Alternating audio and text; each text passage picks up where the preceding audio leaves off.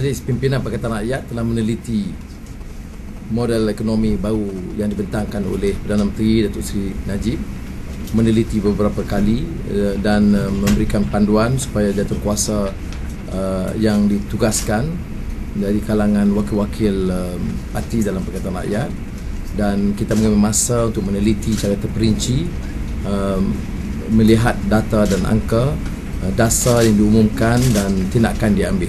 Dan dengan itu kita telah memutuskan untuk menyampaikan pendirian Majlis Pimpinan Pakatan Rakyat seperti mana yang diedarkan. Kita pertamanya menyebut bahawa pendirian Perdana Menteri mengenai model ini perlu dijelaskan, kerana ini bercanggah dengan apa yang ditekankan oleh Tan Sri Muhammad Noor Yaakob yang mengatakan ini sekadar pandangan yang dikemukakan dan belum merupakan dasar kerajaan yang jelas. Tetapi yang lebih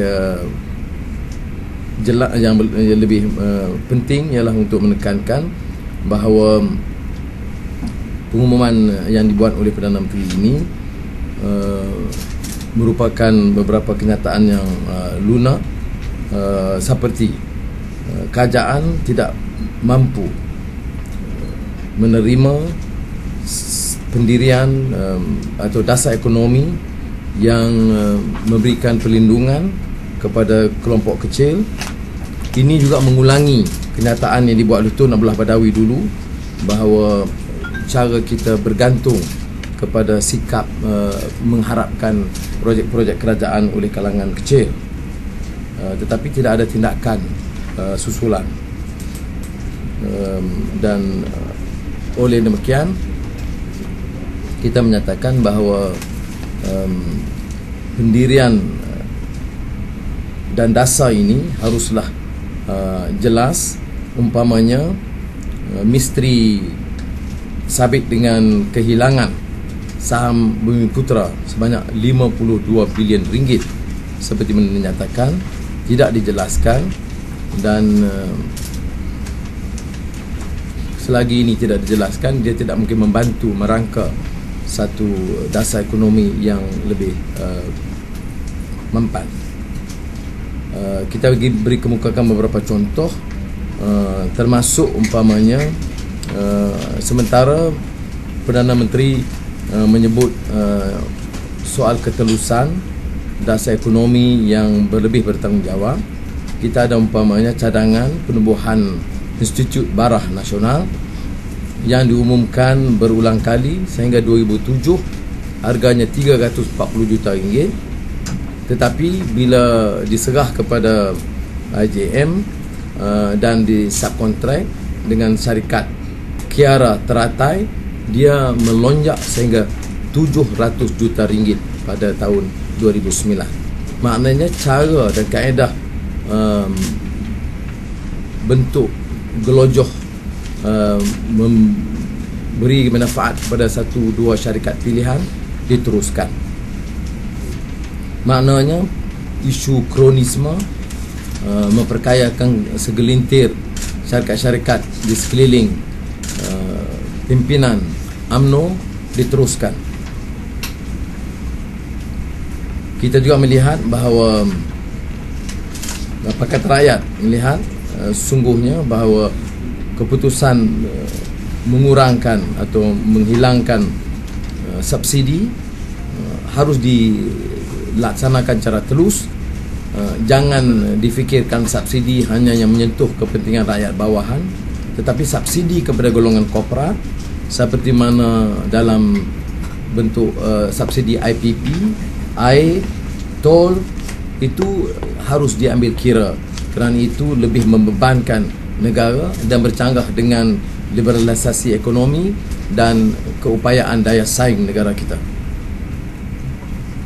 Kita kemukakan lagi contoh secara substantif, iaitu bila Perdana Menteri mengumumkan untuk membangunkan 3,000 ekar tanah bersama KWSP, tetapi ia tidak ikut peraturan ketulusan yang ada, dan yang lebih membimbangkan ialah kerana masih meneruskan cara pengagihan kontrak kronisme ini dengan memberikan kepada MRCB tanpa tender dan cara yang pengagihan kontrak cara yang telus, dan ini bercanggah dengan pengumuman.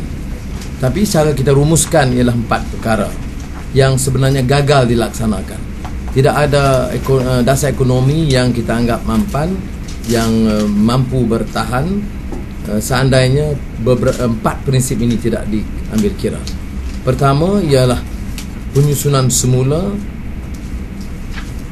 syarikat-syarikat yang melibatkan utility utama seperti elektrik, air, tol, broadband, yang akan mengurangkan beban kewangan kerana dasar monopolistik. Kalau dasar ini memberikan faedah kepada syarikat terpilih, beban kepada rakyat terlalu parah. Umpamanya, saya telah melihat pengakuan TNB sendiri bahawa margin reserve untuk yang digunakan oleh IPP ini sudah meningkat 66%. Semasa kita bantah di parlimen dulu, kita bicara sekitar 40-48%. Sekarang 66% dengan subsidi puluh bilion ringgit oleh kerajaan kepada syarikat-syarikat kroni yang kaya. Keduanya tentang keperluan menetapkan garis pendapatan dan gaji minimum untuk pekerja dengan mengurangkan ketergantungan kepada pekerja asing, dan ini dengan cara ini akan memaksa syarikat-syarikat kita meningkat keupayaan pelaksanaan industri di peringkat nilai tambah dan tidak bergantung kepada pekerja upah yang murah. Ketiga, memastikan bahawa beban kepada kalangan muda, keluarga muda untuk kerana beban kewangan dengan upah yang ada sekarang itu terlalu berat dan membebankan, dan oleh demikian kita telah menganjurkan dengan kaedah yang telah diumumkan dan disediakan dengan terperinci dalam kertas kertas tambahan ini, penjelasan ini tentang kaedah percukaian yang lebih teliti dan progresif. Keempat, yang sangat utama yang tidak disentuh dalam cadangan Perdana Menteri ini dan model ekonomi baru ialah reform. Tanpa reform dari segi keadilan, keyakinan, persaingan, keselamatan, maka ia akan menjejaskan kedudukan ekonomi negara. Ini reform ini termasuklah Jabatan Peguam Negara, Badan Kehakiman, Polis, SPRM, dan aspek-aspek yang melibatkan isu ketelusan dan pertanggungjawaban.